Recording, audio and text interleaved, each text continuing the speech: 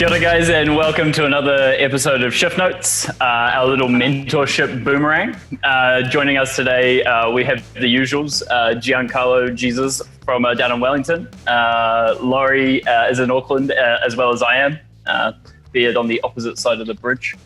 And we also have our special guest joining us with a lunchtime Miami Vice from Oakland, California, Alison Kwan. How's it going? Yeah, I'm really good. I'm stoked to be here, so can't wait to tell you about my life in Oakland. Wicked. Welcome. So Alison, as we all know her quite well through New Zealand, but she's someone we really wanted to pull onto the show. She's here with us today basically because she personifies this awesome, kind nature which we've all experienced in our trips to both San Francisco and throughout New Zealand. She showcases this awesome focus and drive both behind the bar, as well as even pushing herself to write a book about her current project, which hopefully we'll find a little bit more about. One of the coolest parts is, well, maybe not the coolest parts, but she's currently in the midst of California, where the current situation with COVID is pretty crazy. So we'll get her to shine some light on resilience in the hospitality industry. She made her mark in the New Zealand industry through working in some of the flagship bars that we've always all looked up to. We've drank in, we've seen work, but she's also kind of topped the charts in some of the biggest cocktail comps we've seen as well in New Zealand. But now she's back in California. She's been working in award-winning bars like True Laurel, and also we met her in a Michelin star restaurant called Lazy Bear. So super cool to have you here. Realistically, outside of that, we all just wanted to have you on here for a little catch up and see that smiling face. Thank you so much for having me here. No worries. Have you guys got anything to add? No, just really stoked to talk to you today, and particularly because I think you'll offer a lot of really cool insights to people over here in New Zealand because you're working in another country, and the States is going through such a tough time right now. So I think it'll be really interesting for people here in New Zealand to learn from your experience. And I mean, you've opened a bar, and you're doing all this stuff in a completely different market, and that's just something that I think our viewers will find fascinating, hopefully. No, it's first of all, it's awesome to see you again. It's been a couple of years. Just really excited to kind of just have a chat and catch up and just get to know a bit more. Awesome. Well, I just feel really encouraged to connect with my bartenders in New Zealand all over again. And I've always been overwhelmed with the support that I received when I was there and the continued support that I received as I began to rebuild my life here in America. So I really want to give back as much to New Zealand as possible. Awesome. She's so nice, isn't she? Yeah. Stop being so nice. That's not why you're here. Yeah. So we'll get into some nitty gritty. First and foremost, we kind of want to cover a few bits on who you are. So one of the first usual questions is, what was your first bar job? All right. So my first experience selling alcohol over a counter was very illegal. I was 14 years old, and I was a hostess at a diner just across the street from my house. And I don't know why they allowed me to do this. I guess because they were so small time that they felt like a 14-year-old could serve alcohol over a counter. But I remember being really, really scrawny, much shorter than I already am right now, and just handing canned beers and wine coolers to people over the bar who would look at me like they were being served by a child. So that was my first experience, and it was great, even though everyone who came in, including my coworkers, would all make fun of me. But it's okay. It's how you dive into the deep end of hospitality. When do you think it became your career? When did you make it hospitality your career? I decided to make hospitality my career very early on in my first serious bar job, which was as a cocktail waitress at Tokonoma in Surrey Hills. The program at that time was run by Paul Burtwhistle, who is a Zuma alum, and he was a total cocktail nerd. And seeing the bartenders perform with such passion, skill, and knowledge inspired me to pursue the industry of hospitality. But it wasn't just that, it was the culture of family that hospitality provides. And I knew that hospitality was it for me because it combined this culture of family, of support, of mateship with skill, knowledge, and art. Yeah, awesome. Do you think that's where that kind of focus was driven for you? You reckon that's where the kind of culture drove you to stay in it? Absolutely. I never met a community that was tighter, that had more dedication to the people who they work with, as well as their outer extended family beyond their own work community. It was like you could meet somebody who was like a second degree, third degree, fourth degree friend of somebody else, and they would treat you like family right away just because you were a part of the greater hospitality community. And I loved that. It was like you could go anywhere to any city and have friends and family to welcome you in and make you feel comfortable. So true. Yeah, I guess, funnily enough, I guess that's kind of how we met, Alison. I never really worked with you, and I guess I spent a lot of time overseas when you were in New Zealand. But I'm pretty sure we met through Carl, who was like, "Oh, if you're going to San Fran, you need to go and say hi." And I was like, "Oh yeah, I've met Alison before." But realistically, when we first ever like caught up was actually in San Francisco. Realistically, right? It really was, and yeah. I just felt like we built up a rapport right away, and you brought a little bit of home back to me in San Francisco, and that was great because I was so homesick at that time. That was very early on in my career. I would have to say that was my first year in America doing hospitality seriously. Yeah. Mikey holds a lot of home in his bed, so he's traveling a lot with that. Keeps it trapped there. Yeah, exactly. It's all in here somewhere. I feel like it's probably more so just the accent than anything else, but let's just go with that. Alison, do you have a moment in your career, well, specifically hospitality, but it could be anything that you're most proud of? There are several moments. I would have to say getting to the top 8 in Speed Rack regionals my first year in America was a huge deal for me. So obviously we don't have Speed Rack in New Zealand, and I had always watched the Speed Rack videos and thought, oh my God, like these women are so badass. They are everything that I want to be. And then here I was at Speed Rack in Denver, and I didn't think I would make it to the top 8. I just wanted to participate. I just wanted to be a part of it. And then they called my name and they were like, okay, you're going to the stage round. You're going to, you like placed in the top 3 for the entry levels. And then I was being judged by Charlotte Boise, Alex Day, and Pamela, who's the head of the USBG. And I was like, I can't believe this is my life right now. And then Charlotte actually called Jacob Byers to tell him that I was being judged by her that day. It was pretty phenomenal. Can you just quickly say in a sentence like what Speed Rack is? Because there'll be a lot of people in New Zealand who haven't yet. Right, I'm so sorry. So Speed Rack is an all-women bartending speed competition that raises money and funds for breast cancer awareness. And it's run by 2 of the people that I look up to most in the bartending industry, which is Lynette Marrero and Ivy. Awesome. I hear the barback rolls are very heavily sought after as well. We have the most professional and I would have to say like long enduring career backs in speed rack. It's like you'll be like your bar back will be somebody who's been bartending for the last like 15 years of their life. Yeah. Awesome. Hey, last one from me on who you are, but how did you end up in New Zealand?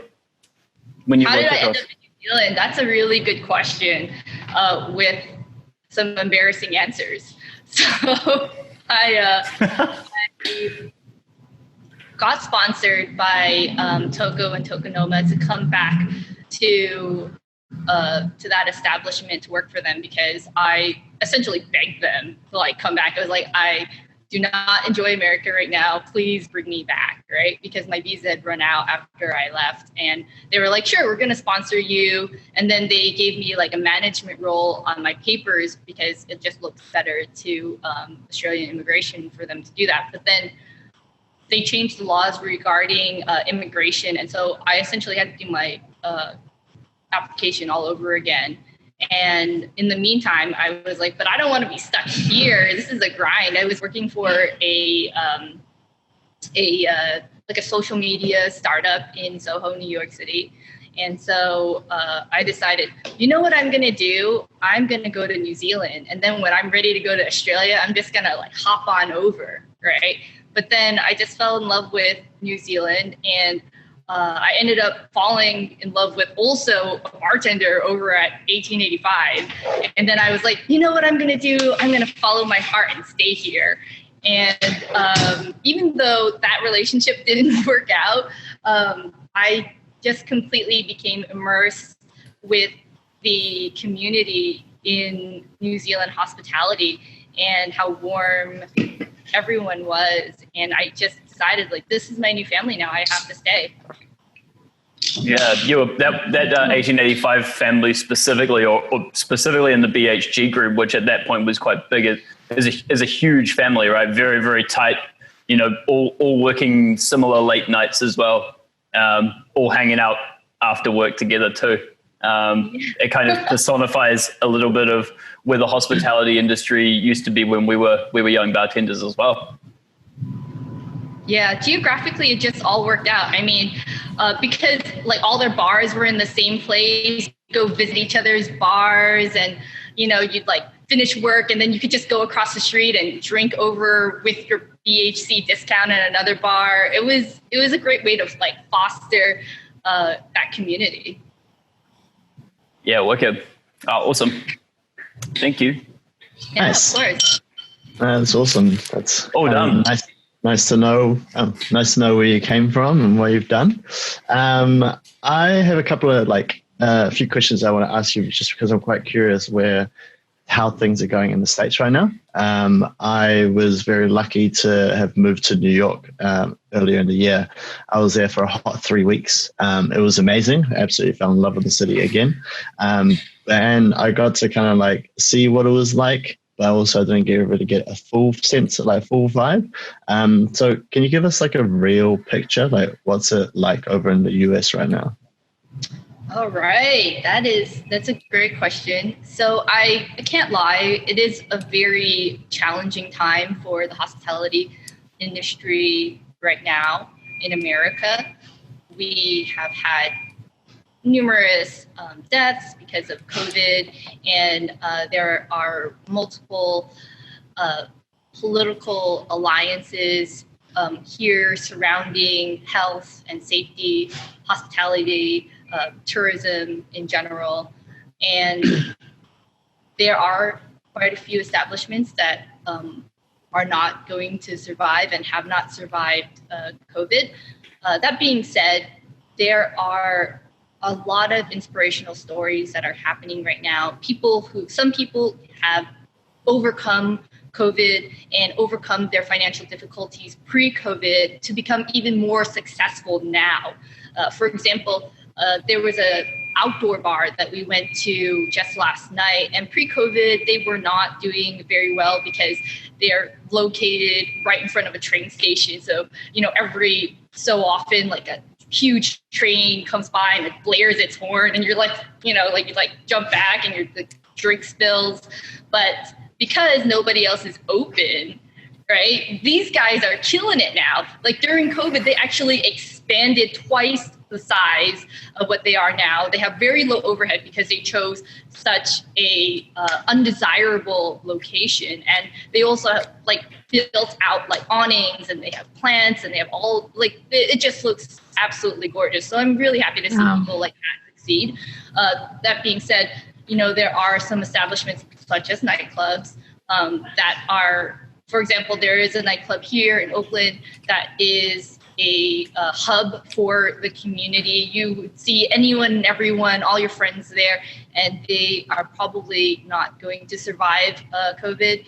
And that's really sad. The good thing is that, you know, they will probably redo that bar up into something new. So it's a time for starting over and having creativity. And then there are people who are just hanging on, and they refuse to let COVID let them down, get in the way. They are thinking of creative ways to revive their income, revive their finances. They're building things like parklets. They're doing to-go cocktails. They are putting all their merchandise, everything they have in the bar to go. They're making their own brands of merchandise. And it's just incredible to see how resourceful these people are. I think one person that I really look up to during this time is Kevin Dietrich, and you guys are probably familiar with who he is. He just won 2 of the Tales Awards, but yeah, he was in the middle of building a whole other bar when this happened. And you know, every I would have to say, like, every week or at least once a month, he posts something encouraging about, you know, what he's doing to survive, whether that's, you know, getting, like, you know, restaurant food from another business in order to support the cocktails that he's doing, building a parklet, etc. And that's really awesome. I can't say how much I'm impressed with the ingenuity of American bartenders. That's amazing. Like, that's obviously like really, really nice to kind of hear that people are like reaching out, but also like, you know, making sure that not only the staff and the businesses are all right, but like the consumers as well, kind of doing their bits, which is really cool. I guess one of those ones with COVID, you kind of have to think about what you can do next. Like, you can't serve drinks at night. So, all right, let's do something during the day, sort of thing. So I guess it kind of brings me to like my next question is like, what's it like owning a venue over there at the moment? Like, have you had to restructure anything like that? Oh, wow. Okay. So owning a venue here is definitely like a challenge. It can be very difficult from getting the right city zoning applications done to just paying for a liquor license. I mean, the fees can be exorbitant. So you have to be really, really smart about how you're going to open and what you're going to do with your money, and how you're going to raise the funds, and who are going to be your investors. Every single step of the process has to be thought out in detail, because there are so many ways that you can blunder. There are so many ways that you can fall into a trap that would make it very difficult to recover from. So, for example, I mean, something that I learned is that certain kinds of furniture or certain kinds of lighting will have lead times, right? So you don't think about what you're going to order, you know, let's say like when you want to order it, which is like a week in advance. You're like, oh, I'm just going to get it from Amazon. That's not the way it's going to be. You know, some of our furniture came from Spain, so we had to wait literally like 3 months for this furniture to come, and then it got stuck in customs, and you have to allot for all of that, right? And then there's having to deal with being firm but also friendly with your landlord. You know, for example, our landlord didn't want us to paint our facade a certain color because it didn't match the rest of the establishments in her, I guess, on her block. And we just said, listen, hey, in the most friendly way possible, our painting the facade will only bring more business to your block, right? our painting the facade is a way to express to the community, hey, we're here, come inside, this is different, this is fresh, this is new, try us out, right? And I think in the end, she relented because she realized that, yeah, you do need a fresh perspective, you need fresh blood, you need to do things different, or else your community, well, the way the community views your block will always be the same, right? So yeah, I would have to say it was a long journey. And luckily, I have some amazing business partners and amazing investors who believe in each other and who believe in us. And when one of us feels like discouraged, then the other one comes and picks us right back up so that we can continue the work. That's awesome. That's so awesome. And I love the fact that, you spoke earlier about how much people have had to pivot and really had to change the way they think about business and be flexible to doing new things to survive, because you guys are arguably getting hit worse than anyone else in the world. And if you guys are surviving, then that gives me hope for New Zealand and the hospitality industry there. And also, like you say, I love that you've got a lot of support.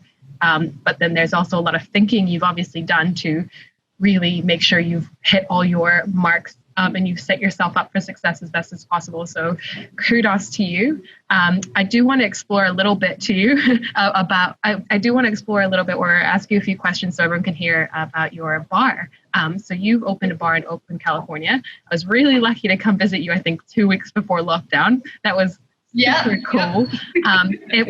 It was honestly amazing. Your bar I was so impressed. It was beautifully done. And I just want to give the listeners here in New Zealand a little bit more opportunity to hear from the source. What's your bar? What's the concept? Tell us a little bit more about Viridian. All right, great. So Viridian is focused on produce-driven craft cocktails with a fun and approachable spin. We know that we have to be accommodating and also nurturing of our community. Oakland isn't necessarily a big craft cocktail scene, although it is starting to become that way. And so we wanted all of our cocktails to be able to appeal to people who don't necessarily drink cocktails. We want to be able to spread our love of that art and make it so that people don't feel intimidated by our menu. And so the fun twist, generally, I will name it something fun. We'll put some fun ingredients in it. We'll make sure it looks very Instagrammable. And then with the food program was actually inspired by some trips we made overseas to dessert-focused establishments like Millsy, for example. So William and I, we did a tasting menu over at Millsy, and we said, why isn't there anything like this in America? I wanted the only dessert place in America that actually does really good desserts. So we decided that we wanted the menu to be cocktails and desserts and make it very just fresh, really new, something people haven't seen before. And we also decided that we wanted to incorporate our culture into that.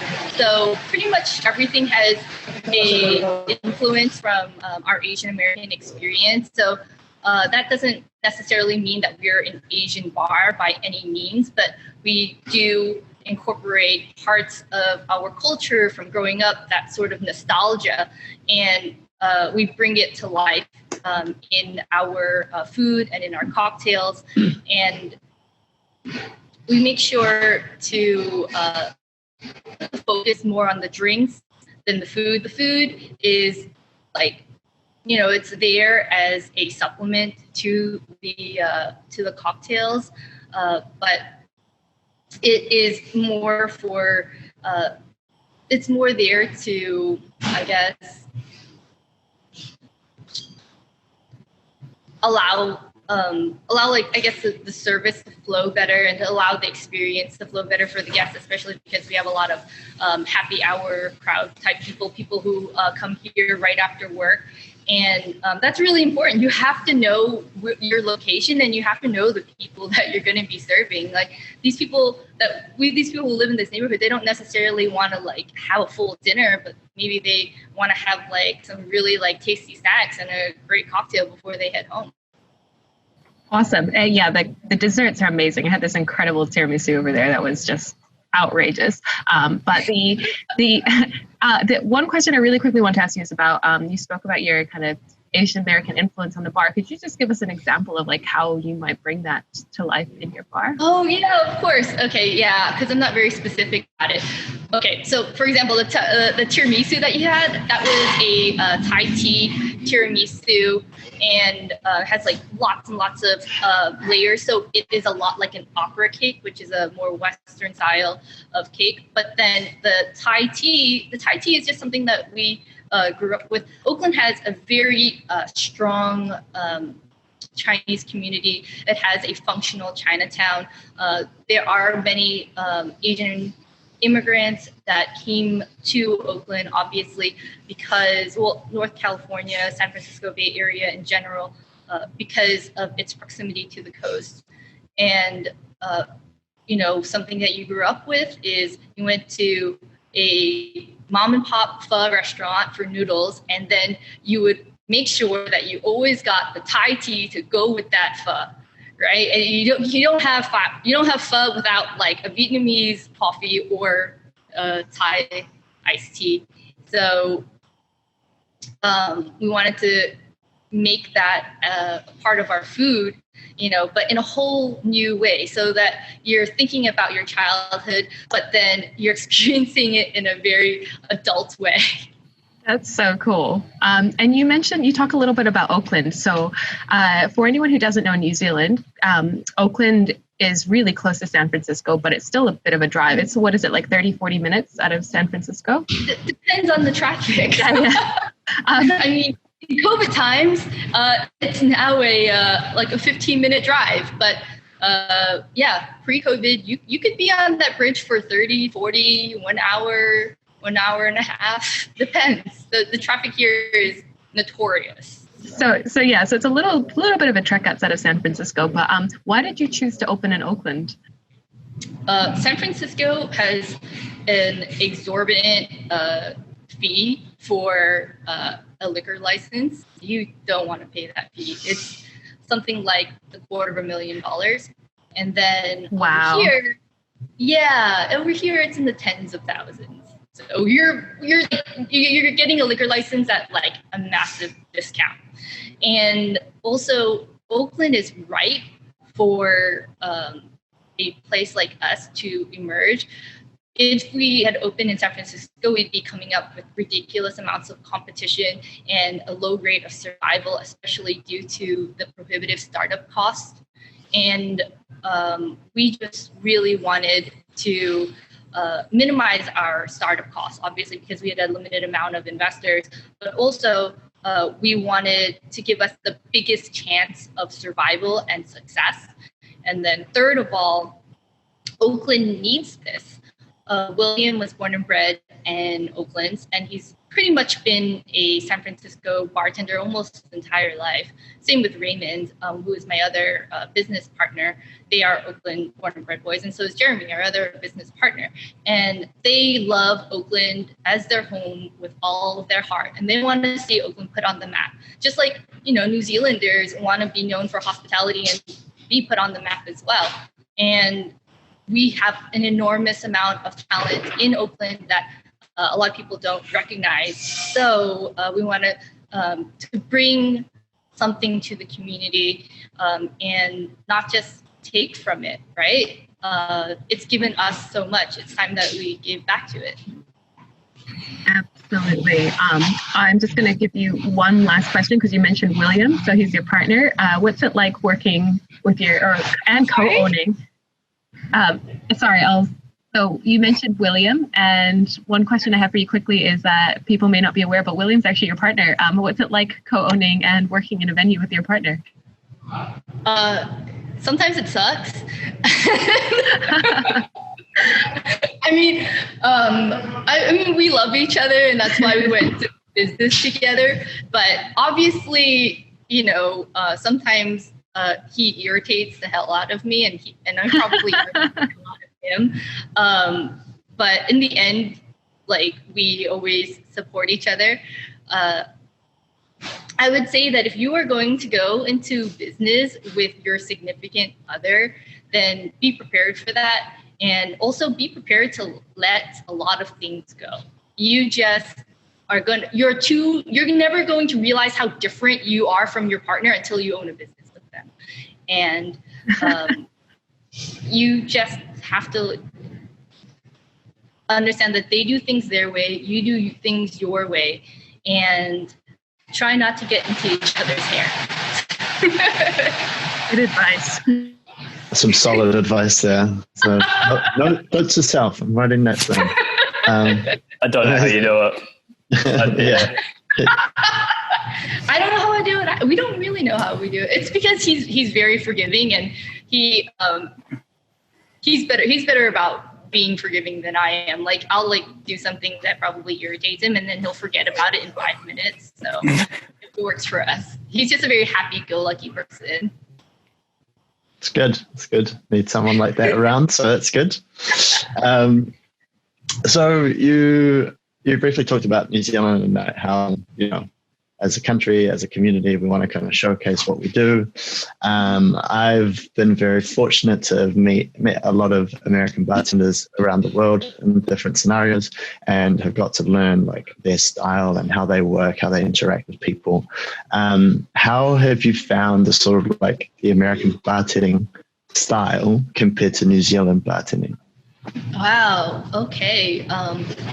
So I would have to say, they are very similar, but they're also wildly different. I mean, I hate to call out the obvious, but obviously, our measurements are very different. I see. Let's not get started on that just yet, all right? But yeah, I mean, like, the measurements are really different. So obviously, I had to adjust all of my recipes. They work in a very different style as well. For example, in New Zealand, I had the luxury of just passing my dirty tins and tools to my bar back. But over here, man, you better get used to the rhythm of washing everything yourself and rinsing everything yourself and resetting and then going on to the next ticket like before a blink of an eye, because that's what the kind of volume that American cocktails demand. People love to drink cocktails here. I mean, like, you could work at most of the bars that I've worked at, I don't really make call drinks. I just make cocktails all day long. So I think American bartenders, they have to be really careful about maintaining their bodies and maintaining their health. And also, I would have to say that there are a lot of very skilled people that I've been so lucky to work with here in America. And that's because there are a lot of career bartenders here in America, which I didn't find as much in New Zealand, obviously, because it can be a very lucrative career to be in hospitality in America because of the tipping culture. Whereas in New Zealand, it is not necessarily standard to tip, and you're really working for your hourly wage. But that makes everything almost better in a way, because the people that are career bartenders in New Zealand are career hospitality people. They are in there for passion pretty much alone, right? Like, they are not there to make ridiculous amounts of money. They're there because they love the craft. And that's why I think I've seen so many people from New Zealand just absolutely knock it out of the ballpark. Yeah. I think that's one of those ones that I really, I love the fact that I started my hospitality career in New Zealand, because it really gave me that passion. Like, all right, I'm not doing this for the money. I know I'm not going to make any money if I ever open up a bar, but I do it because I genuinely love it. And it's, and then going overseas, you're just like, this is the wonderful joys of hospitality. Like, turbo that. Chuck that in turbo. Yeah, exactly. Amazing. Well, so last time I saw you was in San Francisco. I saw you at that sort of like jazzy bar, which was really, really cool. I mean that as a literal way, the jazz bar.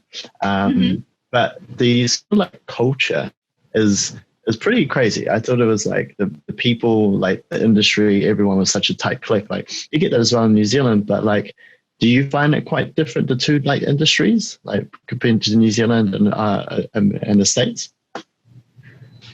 In what ways do you mean? Like, do you mean so like cultural? Are people like tighter? Do you find them tighter in New Zealand, or do you find them tighter? I see what you're saying. The culture, right? The culture within Sorry? The culture, like the culture. Yes. So I found that my hospital community in New Zealand was like so solid, so tight. And I don't know if it's probably partly because I was in the Brunamont hospitality company, and everyone was like so young and they had so much time, and most of them were single, and we all just wanted to bartend with each other and have our social time at work. And then after work, we'd have more social time, and then we would drink in the lane until like 10 in the morning or whatever it was. And we just had all the time in the world, right? But here, because you have so many more career bartenders, they have their own lives. You know, some of these people have families, they got kids, they have houses to maintain, they have side hustles. So it's more of an effort to get to really know those people and to be in sync with them. You're not necessarily on that same flexible schedule, but when you find really good friends here, they're very, very loyal to you. And I'm really lucky to have met some super talented people who have connected me really well with the community here. Nice. Yeah. They've got a solid crew, like from the people that I met and like you put me in contact with, like they're really awesome. Yeah, definitely. They make the effort for you, then, they're making a huge effort. Yeah. This sort of like the Bay Area, like California, is so rich in heritage. When it comes to like bars and bartending, I'm sort of like thinking about like some of like the historical bars like Buena Vista. How has that sort of like influenced you as a bartender? Oh my God. Like, I think, well, obviously like San Francisco Bay Area is one of the cocktail capitals of the world. And I am so blessed to live here, to be a part of so much cocktail history. And it's only made me want to be a better bartender. It's only driven me to look at where I am and push myself beyond those boundaries. I feel like with all the talent that's around me, I have to be at their level, or I have to go above and beyond what I've done in every single level of my bartending career, and push myself towards innovation, just like these people do. Yeah. Do you think that sort of like affects the general perception of hospitality industry in the US? Sorry? Do you think that this affects the general perception of the hospitality industry in the US? I would hope so. I haven't gone to the other cities in the United States. Well, actually, no, that's a lie. I was working in Las Vegas for a little while. San Francisco is always going to be a trendsetter. That being said, there's a lot of money to be made in the hospitality industry here. And some people, I would have to say, only seek the art if the art is worth the money in dollar signs, right?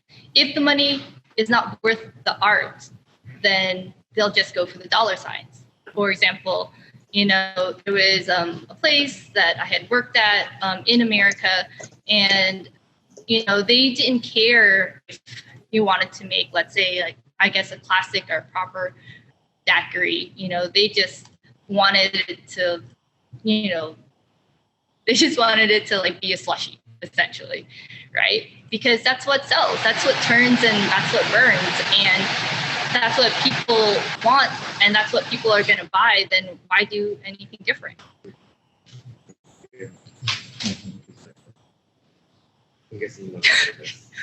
Sorry. So yeah, no, thank you. Okay, we lost you there. Yeah. So whereas I feel like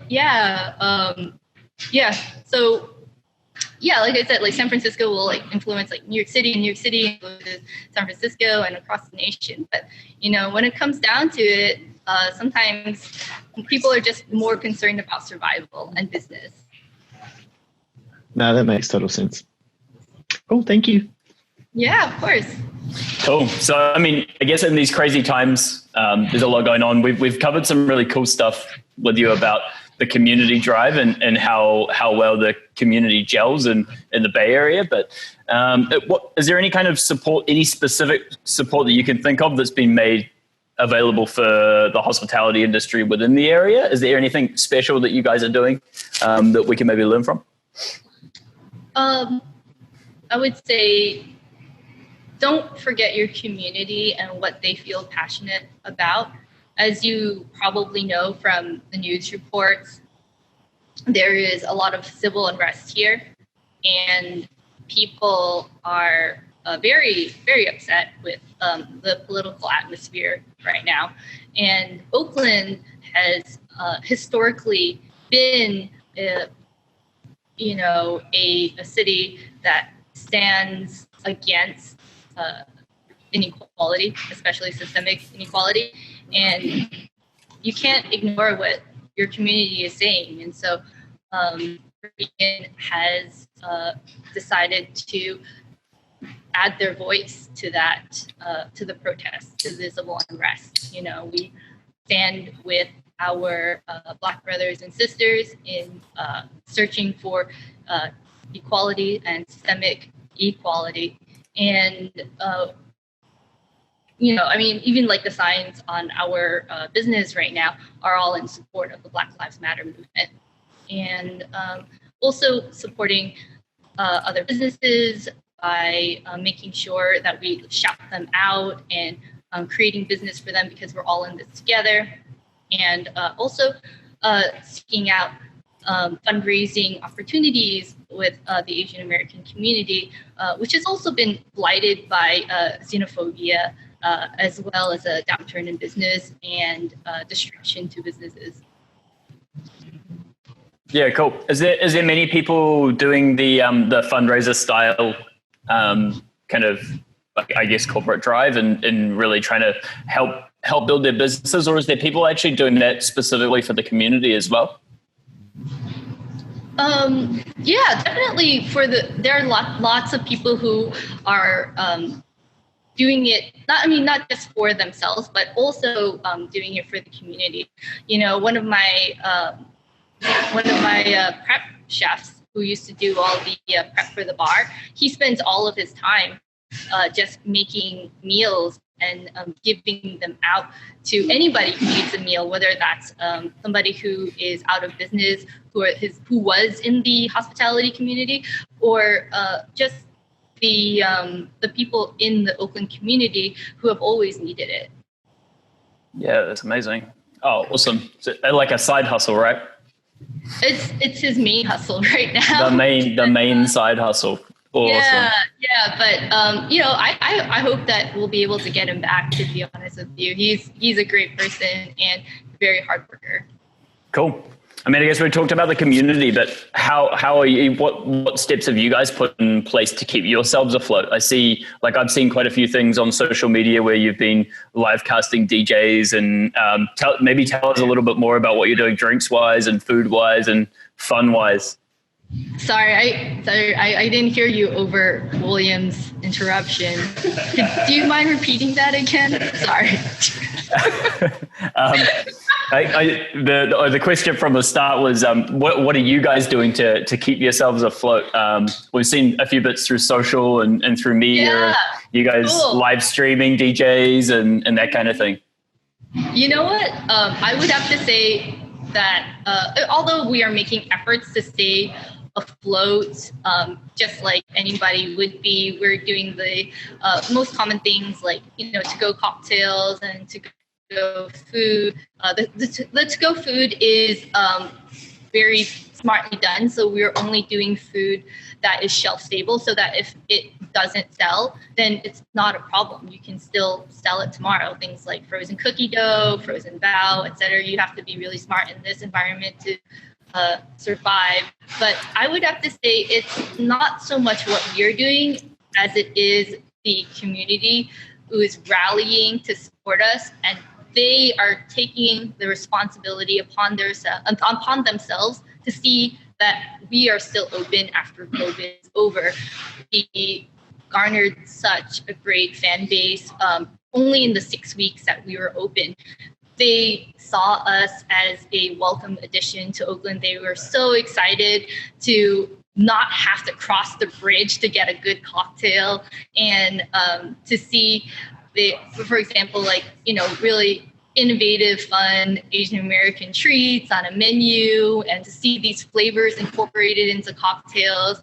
And some of these people, they come by like multiple times a week. They have donated to us. They tip us out even for to-go things. And so I have the community to really thank for that. And they are very consistent. And because of them, we have been able to stay on top of our financial obligations. That's awesome. Incredible. That's that's cool. Amazing. Great to hear that there's a lot of community support, and I hope here in New Zealand we can do the same for our hospitality venues that we love, because ultimately it's the difference, right? So to kind of wrap up, well, not quite wrap up, but a couple more questions for you. Really want to tackle one of the reasons we really want to talk to you is because obviously the US is facing all this challenge right now, and I think you could provide a lot of perspective for us here in New Zealand, because I think we're facing a lot of uncertainty, but then I'm looking towards you, and you have just overcome mountains in the last couple of months. And one of the first questions for you is, outside of COVID, are there any other big challenges that you've personally faced in hospo, and how have you overcome these?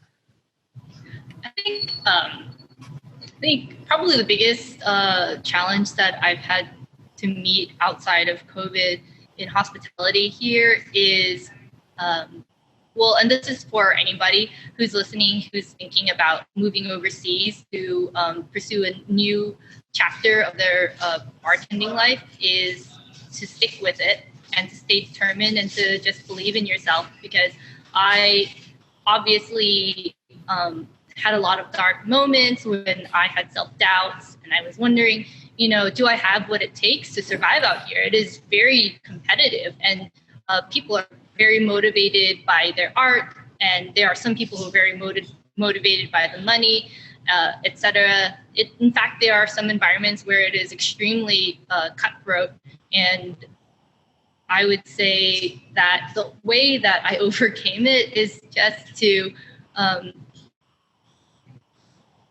work humbly, work quietly, and work determinedly, because eventually people will see your hard work, and they will see how you're not willing to give up, and they will recognize that. And before you know it, you'll be in the same place that you were, if not a better version of yourself. Awesome. Yeah, that's really insightful words, powerful words, because I think that people don't realize that all of us go through some doubt, right? So it's, stay strong and stay in there. That kind of leads me to another question. So for anyone who's an owner or a manager right now here in New Zealand, is there any advice that you could give them on how to navigate the challenges of COVID, knowing that you yourself are going through these challenges on another level? Yeah, that's a really good question. I would have to say the best thing that you can do for yourself is start from the inside and radiate your intentions and your motivations to the outside. You have to really believe that despite the travesty, that there is some silver lining. There is something positive that can come out of this. You can come out of this in a better situation than you were in before, and look for those opportunities to be creative in ways you never thought of. And then with that outlook, you can begin to change everything around you, and you can begin to project that in ways that are physical, in ways that are tangible. And when you see the fruition of your works come to life, you'll know that everything is going to be okay in the end. Yeah, that's a good motto, good mindset. And I think that, your positivity inspires me a lot because, again, like we've all mentioned, we can't even imagine what it's like to be living and working, and let alone owning a bar over in the US right now. So your mindset is very inspiring. What is something that you do to kind of keep yourself positive when all feels a bit lost? You know what, to be honest with you, I just think about what are all of the things that, I didn't have the opportunity to do because I was so consumed with bartending and so consumed with the bar. And, I've become reacquainted with old hobbies of mine and gotten to know a greater spectrum of who I am. And getting familiar with that side of myself has been extremely enriching. And I know that those parts of myself I can bring into my career later on. What's one of the hobbies that you're picking up again? You mentioned this. Oh yeah, so I've been reading like the devil. Like I've probably gone through, I don't know, I've probably gone through already probably 20 books since probably, I don't know, like June, July timeframe, and I have been finishing a novel that I started some years ago, which I didn't have time for. I have my creative writing degree from Johns Hopkins, and I also picked up violin because I used to go to music school. So there's so many things that I'm rediscovering about myself, and I couldn't do that without. To be honest, I couldn't do that without all this time off, and I'm really glad to be understanding how healthy it is for my body to engage in these activities, and how I'm going to try my best to continue to live a more balanced lifestyle. Because what I was doing before COVID, trying to get the doors open, was extremely unhealthy. Literally, I had friends who were like messaging me in the middle of the day, telling me that I need to take a day off. And they were right, but I just didn't see it at the time. And I feel like I can be a more productive person if I am more aware of where I am mentally and physically. So true. Okay, so one kind of last question. I love that. First of all, we should start an international book club because I'm the same. I'm just loving the time to be able to read. But one quick last question for you is, do you have any last words or messages or advice to leave to everyone here in New Zealand? I some last words. I would have to say to everyone in New Zealand, thank you for being there for me and guiding me through some of the best moments of my hospitality career, but not only my hospitality career, but my entire life.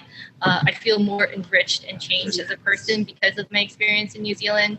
I am a better person because of it. I feel like I'm a kinder person. I'm a more considerate person, and I'm more aware of how to build lasting relationships because of New Zealand. And I brought that with me to America, and it's made all the difference in how I've been able to integrate here. So I'm very blessed to be a part of that community. And if anybody in New Zealand even considers me a little bit Kiwi, that would be a huge compliment to me. Oh, you're so, Alison, we all love you so much. You're, absolute amazing person. We find you so inspiring, your positive mindset and everything you've been able to achieve in your time over in the US, and the fact that we got to meet you here in New Zealand is, we all hold you very dearly to our hearts. So thank you so much for taking the time to chat to us. I can't wait till this is over, guys. Can fly over and actually, have a conversation with you face to face. You'll have a place to stay. We'll have you back anytime. Anyways, thank you so much, Alison. That was a really cool chat. Another very insightful interview, and we can't wait to air this one and hope everyone takes a lot out of it. So thank you so much. Anything else from anyone? Thank you, Alison. That was that was awesome. That was a lot of fun.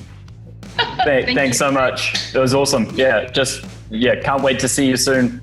Hopefully we'll be over your way or you come our way. Maybe it's easier the other, but maybe don't come my way for a little while. Don't open. Hold fire. Thanks, guys. All right. Thank you. Cheers. Bye.